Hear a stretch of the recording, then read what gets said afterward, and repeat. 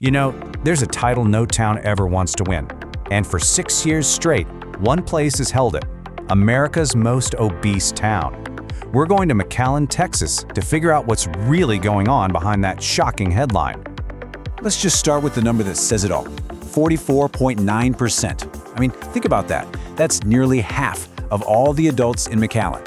And this isn't just some number on a chart, you know. It's a full-blown public health emergency for an entire community. So, the big question is, how did it get this bad? Well, here's how we're going to break it down. First, we'll look at why this town is the epicenter. Then, we'll literally get a taste of McAllen's food scene. We'll dig into the culture, the time, the money, what it really costs to be healthy. And finally, we're going to ask a really tough question. Who's actually making money off of this crisis? All right, let's dive in. We're talking about the epicenter of this epidemic, McAllen, Texas. It's right on the border with Mexico, and it has somehow become ground zero for this national health crisis. So you gotta ask, why this town? You see, obesity is never just about the number on a scale. It brings along some really devastating friends. In McAllen, a staggering 30% of people have high blood pressure. A full quarter of the population has diabetes, and over a third are dealing with physical disabilities. It's like this domino effect of health problems, all links together. Okay, to really get a handle on this, you've got to look at what people are actually eating day to day. So let's take a look at what a typical day of food looks like in McAllen. This is where you see the food environment in action. And wow, the diet for a single day is just staggering. It kicks off before breakfast with this huge sugary drink. Then comes breakfast number one, a croissant just loaded with sugar. But wait, there's more. Breakfast number two is a slice of cake, seriously. For brunch, an all-you-can-eat pizza buffet. Later, a deep-fried snack, and then dinner is a bunch of high-calorie tacos. It's just a constant, relentless flood of sugar and fat. And just to put that in perspective, think about the calories here. That taco dinner alone, just the tacos and a drink, can easily hit 1,500 calories. I mean, for a lot of us, that's pretty much what you're supposed to eat in an entire day, all packed into one single meal. But honestly, this next part might be the most shocking thing of all. A full 50% of the residents there, they don't think their diet is unhealthy. Let that sink in. There is a huge disconnect. Because when that becomes your normal, your entire idea of what's healthy gets warped. And that is a really, really dangerous place to be. So you see, this is about so much more than just the food on the plate. It's easy to say, oh, just make better choices. But it's not about bad choices, it's about the circumstances that force those choices. And that means we have to talk about culture, time, and money. And listen to this. This quote from a local resident, a guy named Arturo, just nails it.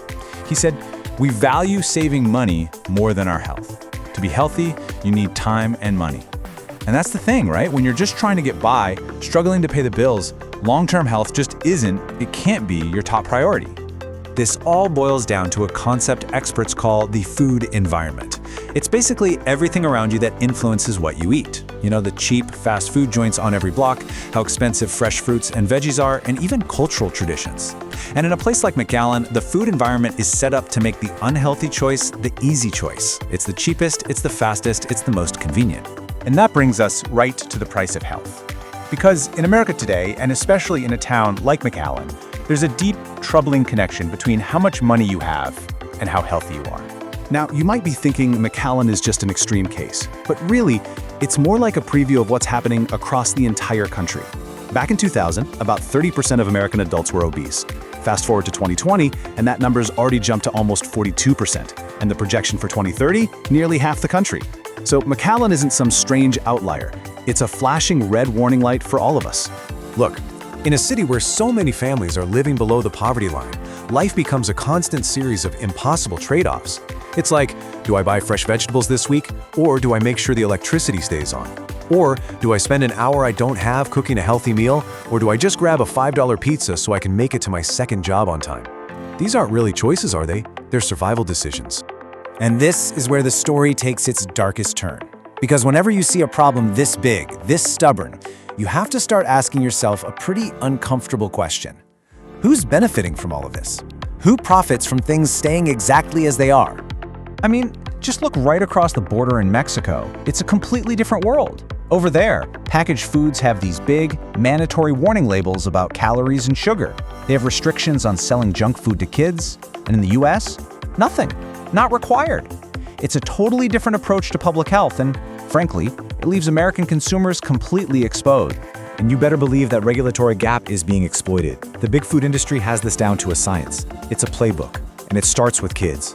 You sponsor their TV shows. You engineer these foods to be so perfectly sweet, salty, and fatty that they're basically addictive. And why do they do it? It's simple. Get a customer when they're a kid, and you've got a customer for life. And to make matters even worse, there's another huge system failure. The US doesn't have any kind of standardized food education in schools. So what happens? You end up with kids who literally can't identify basic vegetables, they don't know what a carrot or broccoli is, let alone why it might be good for them. And it all feeds into this awful, vicious cycle of sickness and profit. Think about it. The unregulated food environment pushes diets that lead to chronic diseases, like type 2 diabetes. Then, those patients have to depend on expensive medications for the rest of their lives. A single day in the hospital can cost over $2,000. So the food industry makes a profit on the front end, and then the pharmaceutical and healthcare industries make a profit on the back end, treating the exact illnesses that the food helped cause in the first place. And this isn't just theoretical, this is the real human cost of that cycle. We heard from a resident, David, who actually lost siblings to obesity and diabetes. He watched his own sister get even sicker from the medications that were supposed to be helping her. So now he's fighting his own diabetes diagnosis, but he's trying to do it without the drugs, trying to break free from a system that he just can't trust anymore. So all of this leaves us with one final, really unavoidable question.